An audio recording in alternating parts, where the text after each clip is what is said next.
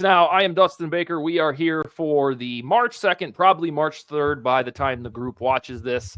We are here with Alli. How are you this evening? I'm good. I'm so happy to be back. I feel like I should have like Creed playing in the background right now. Oh, yeah. Well, if we could take a time machine back to late October, early November, I think that would be apropos.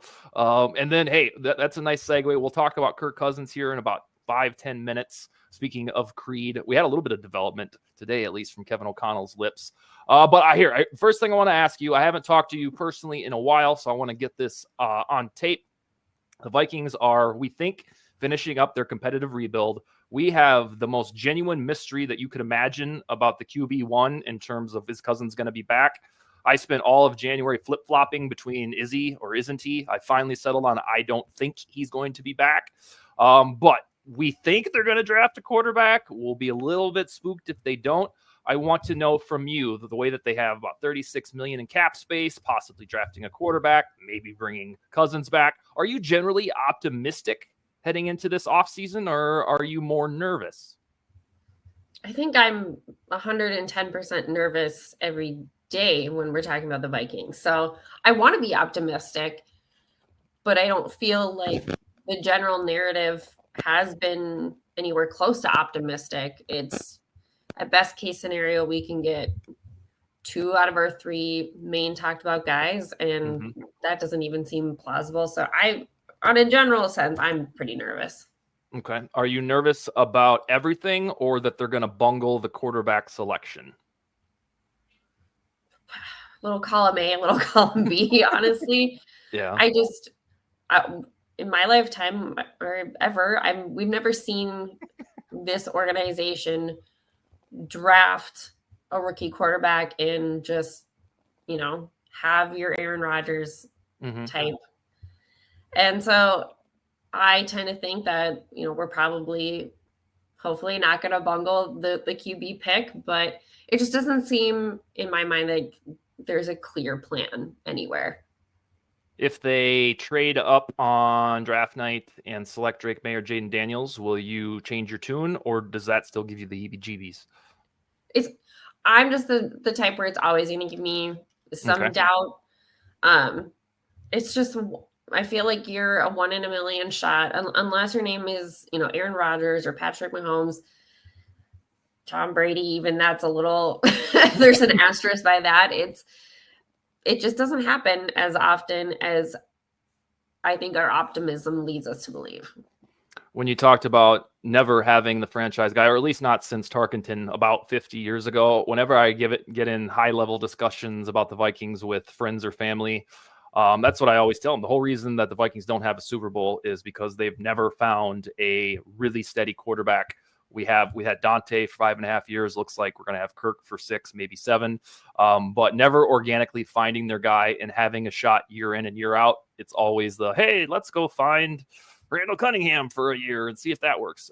So I'm right there with you. That's why I am optimistic that this new regime, young and progressive, will dangle their nuts a little bit and go get a first-round quarterback once and for all. But we shall see. There's a lot more to come before we get to that, especially free agency. Brevin, take it away with a question for Alli. Yeah, so it came to my mind earlier today, just having a ton of fun watching the NFL Combine. And the only reason I was watching it, shout out to Thor Nystrom, friend of the show. He put out some winners for betting on the 40-yard dash. But I couldn't help but thinking they're definitely not at work watching it. Do you really think that the Combine changes teams' minds? Because we see Twitter, of course, is just overreaction central, where people are posting that one JJ McCarthy throw, and they're like, "Oh, look, you guys really hype this guy." He can throw a 15-yard out route. Let's not lie to ourselves. So do you think NFL teams actually use the Combine to change their final opinions on prospects? I take that to some degree. I kind of look at a Combine as when you're doing a screening interview for a job interview before you actually land the in-person one. Yeah. And when I was watching KOC's interview with Rich Eisen, I think Eisen made a really good point is you don't really see that many coaches there anymore. And I think that's telling enough is you send out your scouts, but you're always doing your due diligence behind the scenes, and they already have people in mind that they're going to want to have at the facility and, do the whole day interview with them rather than the 15 minutes. So if it changes anything, it might change of who they want to bring in just for those additional meet and greets. But other than that, no, it just seems more for show now. Yeah, and I'm glad you brought that up too, because when luckily I was able to watch when KOC was on, and I thought it was super interesting. Like, he straight up just like alluded to, yeah, there's tampering going on. They're 100%. not allowed, but they're doing it. What are you gonna do? How did he word it? The talking whether you should or shouldn't is going down. Exactly. Like, just 100% exposing. Yeah. I guess teams like the Falcons and stuff, but yeah.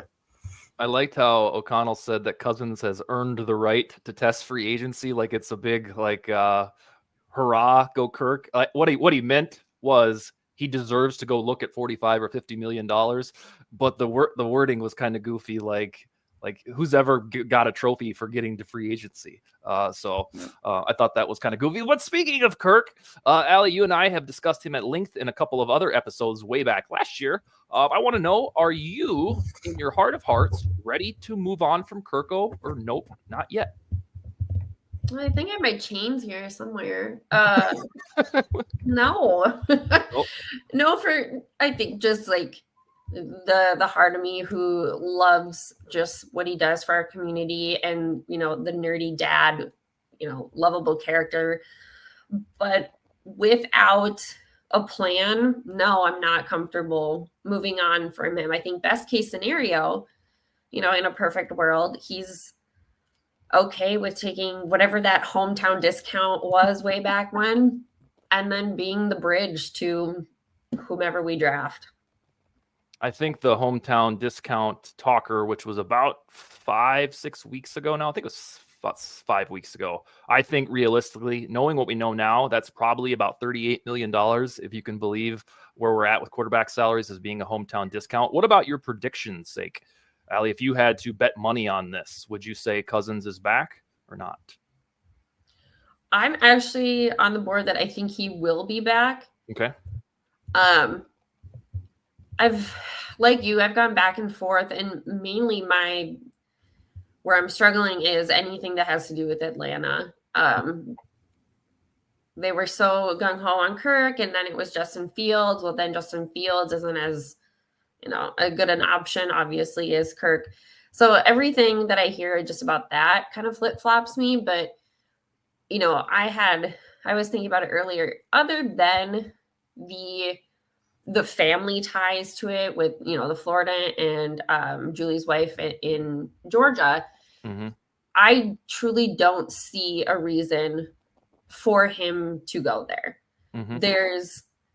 There's plenty of negatives, and sure, they have their ways of finding the best schools for their kids and stuff like that. But that's I don't believe that's a franchise that is one quarterback away.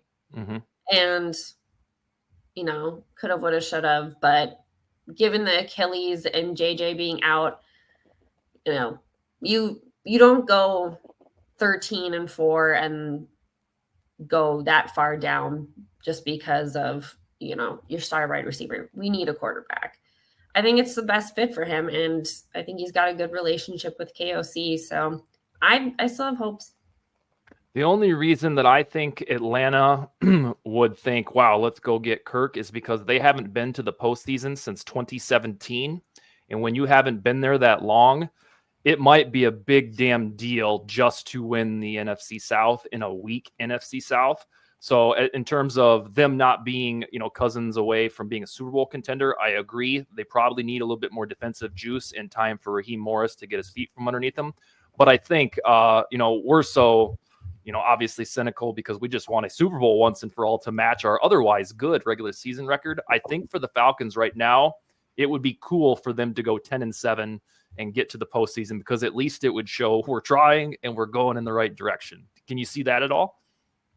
I see that from the Falcons, but if I'm Kirk, that doesn't do anything for me. So you're telling me I'm going to a team that their goal is just to win the division and hope for the best. Yeah. I think Kirk has plenty of knowledge and the intelligence that his career is not going to probably withstand that much at that point. So why move to a system where that's the goal, where you already know you can surpass that where you are?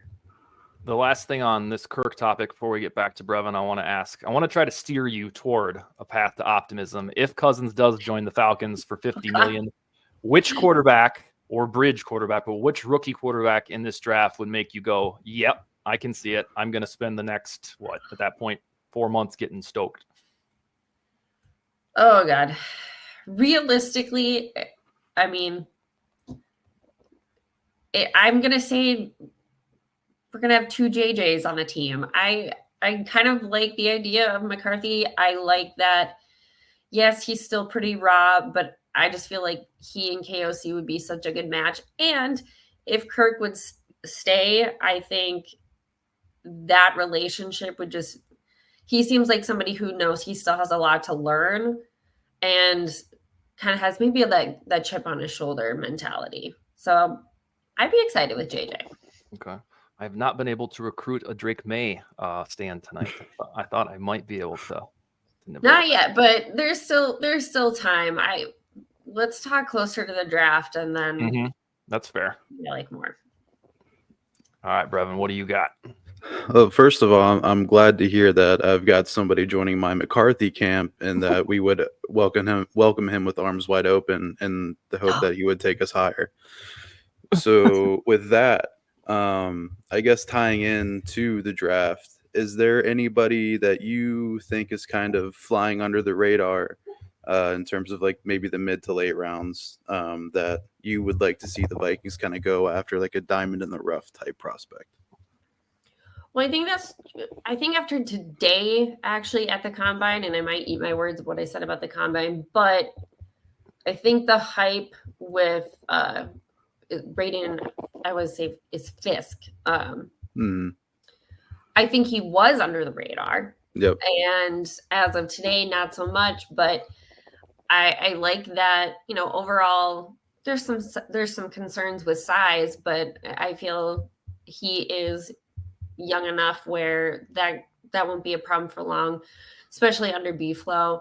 But I'm always interested, as Dustin knows, I'm always interested in the FCS, and when a FCS transfers, I always want to see, how they fare from the jump. And I think he did amazing. And, from what I've read and what I've seen, he outperformed the Latu. So I would be fine with him. I would say the other one that I kind of was starting to pay attention to was Nate Wiggins from Clemson.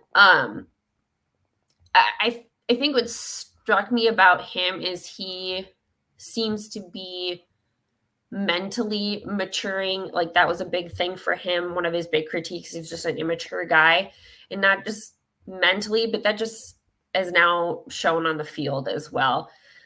He does need to be more physical off the line, but again, my trust is with B-Flow. So yeah, and I'm glad you brought up Nate Wiggins too, because Nate Wiggins is a guy I like a lot, and he showed out with, I forgot the exact time, but it was a 4.340. I'm pretty sure. He had because he was shooting for a 4.2 and he had a 4.29. 4.29, even better.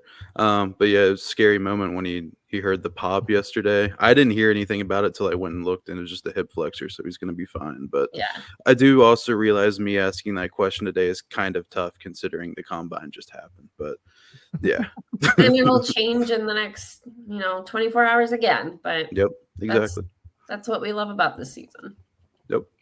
Do you think, Alli, the defense, generally speaking, is in a good spot, or do you think it needs a lot of help this offseason?